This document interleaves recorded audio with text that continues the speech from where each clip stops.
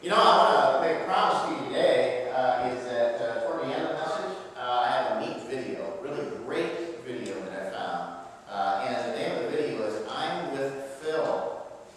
So you want to stick around, pay attention, stick with us at the end of that one. First of all, I want to ask you, who remembers the mission statement of our church? Embracing. Embracing and celebrating God's love.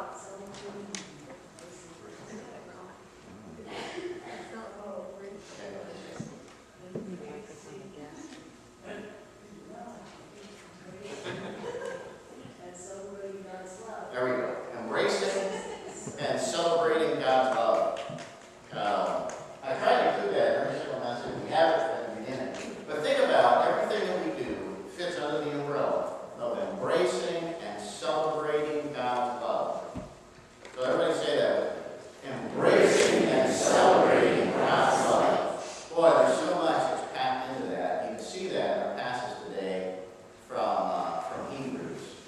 And today we have this passage from Hebrews.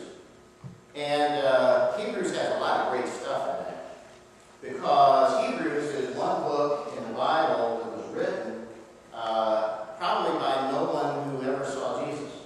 It was by someone who was a second generation Christian.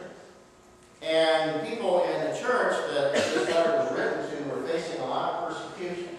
And they found out, well, it's pretty hard to be a faithful person in the world. Like many of us find that out in one way or another. And so this letter was written, and you can see that in its language and its appeal. It was written so that we might have hope and faith, and that we might have perseverance and not give up. And all those words are found somewhere in the book of Hebrews. And so today, I have a little introduction that I want to go through the main points, and then we'll hit the meat. Faith allows us to run with perseverance the race that is set before us. And Hebrews reminds us that we're not running alone. And that's why we come together in community. That's why we have a church. That's why we're here. Because, as Hebrews says, there is a great cloud of witnesses that surrounds us. There are three things today that I'm going to talk about from Hebrews 12. Think about the church as a group of athletes who are together and they're working at excellence in their craft. That's what this passage from Hebrews is about. And so it helps us to propel us upward against the agonies of life. Isn't it true that athletes always compare their injuries and they compare their techniques and they get better because they're around other athletes? The church promotes our personal best by keeping our focus on the needs of others. Now, this is probably the one that I'm going to talk about the most. Is that in order for us to have this sense of transcendence, or in order for us to have the courage to do any good thing in this life, we have to do it for a reason that goes beyond our own interests. It's because we care about other people and we want to do good for them. And when you do good for other people, you have a lot more power and your abilities are at their height. And third, it draws us closer to Christ and other believers so we can run the race. In other words, we learn from other people about how to run the race. Now today there's some key things that are in our passage. And this is the one that I want to use as a focus. This actually, the lectionary leaves this verse off of Hebrews 12:2. And it doesn't include 3, but I typed it in this morning for you because it's so important. And why don't you join me where the print gets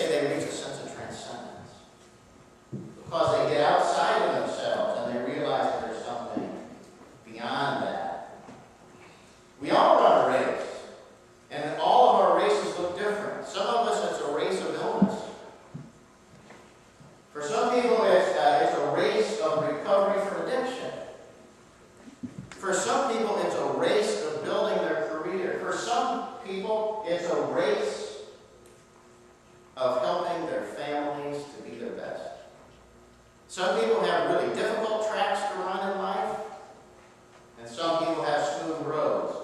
Life is like a marathon, and if you look to Jesus, you have an example of someone who ran the race before us. Now, what is it when, who's that guy, Phelps? What's that guy's name? Phelps, Michael Phelps. Larry, my resource here again.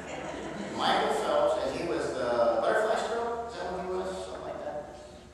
Anyway, what kind of clothes did he wear? Larry? What kind of clothes did Michael Phelps wear? He ate. They wanted to know how he jumped in the water. They wanted to know how he moved his hand, how he cupped his hands. Think about all the things that Olympic athletes need to learn from someone else. When they learn that one little thing, then the agon is better. Well, you got the idea on that. Now, this is a great picture that I pulled off a Historical Society site. And what was the other word that they used for Jesus? He is the pioneer. He's the pioneer. And look at his family here. Boy, I'll tell you, that had to be rugged, didn't it? To be some of the first people that settled Ohio.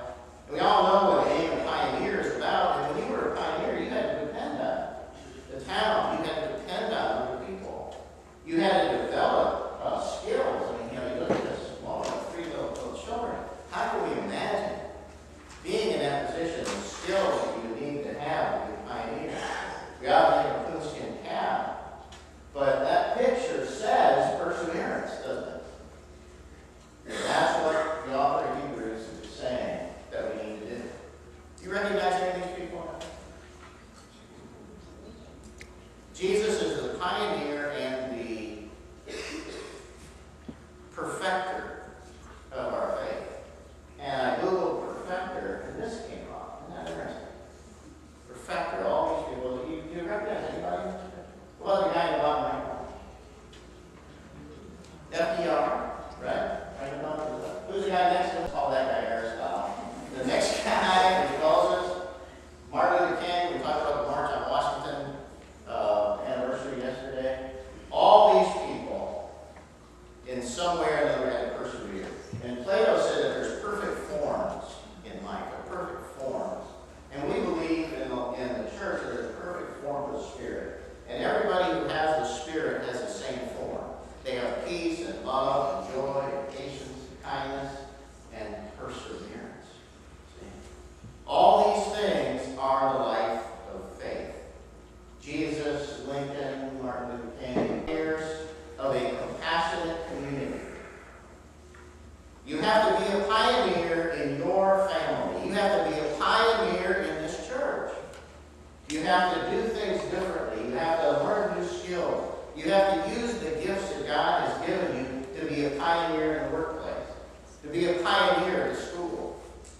And like the people that the letter of Hebrews is written to, you're going to have perseverance. One of the greatest sayings that I've ever heard is from the Christophers. You may be familiar with this. It's a Roman Catholic order. And their motto, I guess, is, it's better to light one candle than to curse the darkness. Isn't that a great model for Hebrews? We can just put that on the front of Hebrews and say, this is what it's about. And let me say this, too. People give up in life. That's what this passage is about. There are people who give up. They grow weary, and they give up. And they say things like, well, no one else cares. No one cares. And what the author of Hebrews is saying is that if no one else cares, that's even more reason that you should pick up that torch. And look what's he doing? What play is he completing now? Oh man, I got my new sports resource here.